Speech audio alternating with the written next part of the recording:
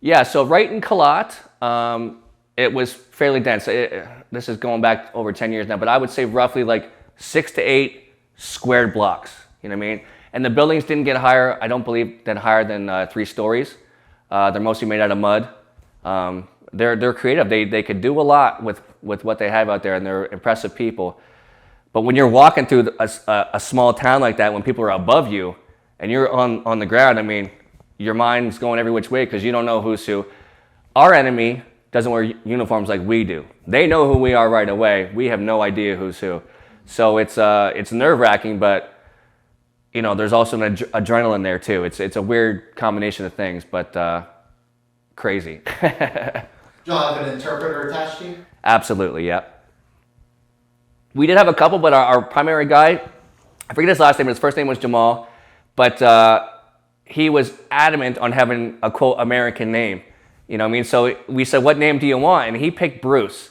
So we got a name tag printed for him, Bruce. He put it on his kit, and he absolutely loved it. You know, and I don't know where he is today, but I actually hope to find out with some of the guys that are here because they're in touch. But I know he's okay, and hopefully he'll be here because you know those people are not going to be safe when we're all gone. So we're trained, of course, to find these things, but these guys are.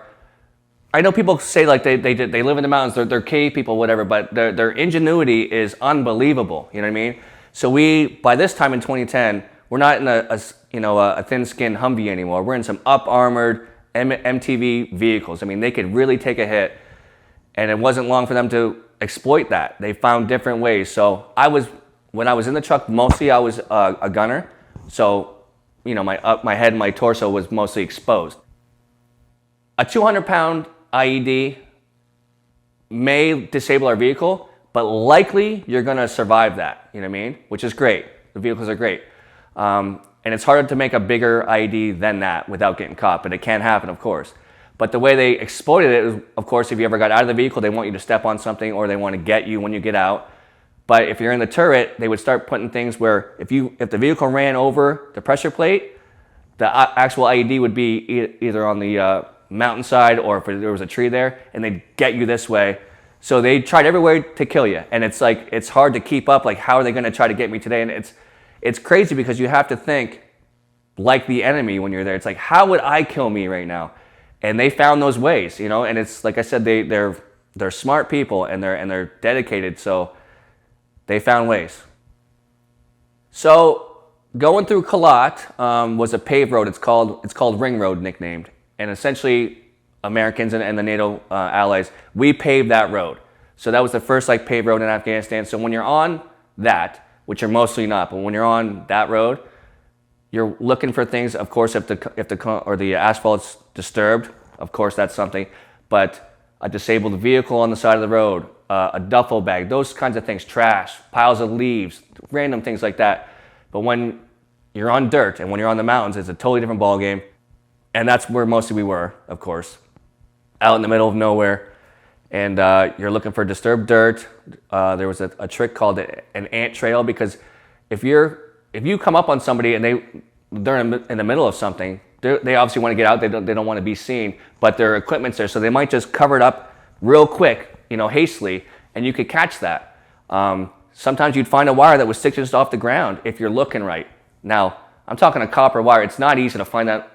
But if you're looking for it, it's possible. Still tough. So you're looking for those kinds of things. You're looking for people that shouldn't be there. You know, we also had some great equipment where you could use what's called a Raven, so you could throw it up and watch on sort of a screen what's on the other side of a mountain. You're looking for things that are burning. You know, if you see black smoke, maybe something went wrong over there, but we got to figure this out. So yeah, you're looking for anything essentially that's out of place, but when you're there, it's like, it's foreign to me, so everything's out of place. It's kind of a complex there, you know? But you figure it out. Yeah, the sniper threat was big in 2010.